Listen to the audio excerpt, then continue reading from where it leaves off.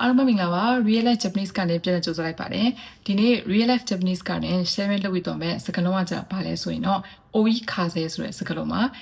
oikaze ဆိုတာဘာကိုပြောရလဲဆိုတော့ဒီဓာတ်ရိုက်ပေါ့နော်ခက်ချမ်းချမ်းဘာသာပြန်ရမယ်ဆိုရင်တော့ဒီနောက်ကနေတွန်းပို့ပေးနေတဲ့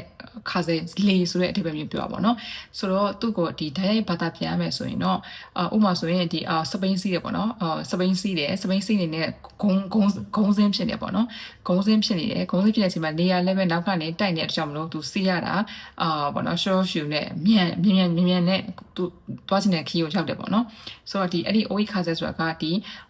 ဂုံးစင်းနဲ့ဖြစ်နေတယ်လေရနေတဲ့နောက်ကနေတိုးပို့ပေးတဲ့အကြောင်းမလို့သွားချင်တဲ့ခီးကိုမြန်ဆန်ရောက်တယ်ဆိုတဲ့အဓိပ္ပာယ်မျိုးပြောတာပေါ့နော်ဒါပေမဲ့ဒီ oikaze ဆိုတာမှာတခြားအဓိပ္ပာယ်တစ်ခုလည်းပဲရှိသေးရပေါ့နော်အဲ့ဒါကကြတော့ဒီများသောအားဖြင့်တော့ဒီ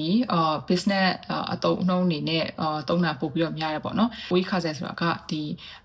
自分にとって物事が有益な状況やあと押ししてくれる条件を示しますပြောမယ်ဆိုတော့ဒီပေါ့နော်ဒီကိစ္စအကြောင်းအရာတွေက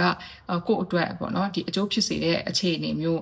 ဒီနောက်ကနေပြီးတော့မှပေါ့နော်ကိုလုံးနေတဲ့ကိစ္စတစ်ခုခုကိုအကြောင်းအရာတစ်ခုခုကနောက်ကနေပြီးတော့ပို့ပြီးတော့ကောင်းအောင်ပံ့ပိုးပေးတာမျိုးအဲ့လိုအခြေအနေမျိုးဆိုရင်ဒီ oikaze ဆိုပြီးတော့ပြောတာများတယ်ပေါ့နော်ကိုယ့်ရဲ့ပေါ့နော်ကြိုးပမ်းမှုကိုယ့်ရဲ့ဒီလုံလစိုက်ထုတ်မှုဆိုတာထက်ဒီပြင်ပကပြောမယ်ဆိုရင်ဒီ outside ဒီ influence ပေါ့နော်ဒီပြင်ပကတခုအကြောင်းအရာတွေရဲ့ဒီလွှမ်းမိုးမှုကြောင့်ကိုလုံးနေတဲ့ကိစ္စတွေကအဆင်ပြေအချွတ်ချွတ်မွေ့မွေ့နဲ့ပြီးသွားတယ်ဆိုတဲ့အဓိပ္ပာယ်မျိုးပြောတာပေါ့နော်ဥပမာနဲ့ပြောမှာဆိုရင်အန်ယစုကယူရှိစုခင်ယောနီတို့တဲ့ oikaze နိနတ်တဲ့ဤတို့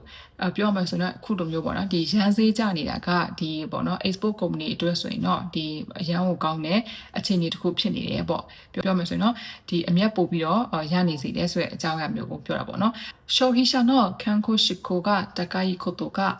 ノンアルコール飲料の成長の追い風になっている消費者の健康志向の高いことがノンアルコール飲料の成長の追い風になっているဒီစသုံးသူတွေရဲ့ကျန်းမာရေးဘဝတူတာတွေတိုးတက်လာတာကဒီ non alcohol beverage တွေရဲ့ပေါ့နော်ဒီဈေးကွက်ဒီတိုးတက်လာတာရဲ့အကြောင်းရင်းတစ်ခုဖြစ်နေတဲ့ oikaze になっているအကျဉ်းချုပ်မယ်ဆိုရင်တော့ဒီ oikaze ဆိုတာဒီကိုယ့်ရဲ့တစ်ခုခုပေါ့နော်ဒီကြိုးဝဲမှုဆိုတာထက်ကျတော့ကိုယ်နဲ့စူးစမ်းရပါတော့ဒါပေမဲ့ဒီကိုယ့်ရဲ့တစ်ခုခုပေါ့နော်ဒီကြိုးဝဲမှုလုံးလိုက်ဆက်ထက်မှုဆိုတာတဲ့ဒီပြင်ပက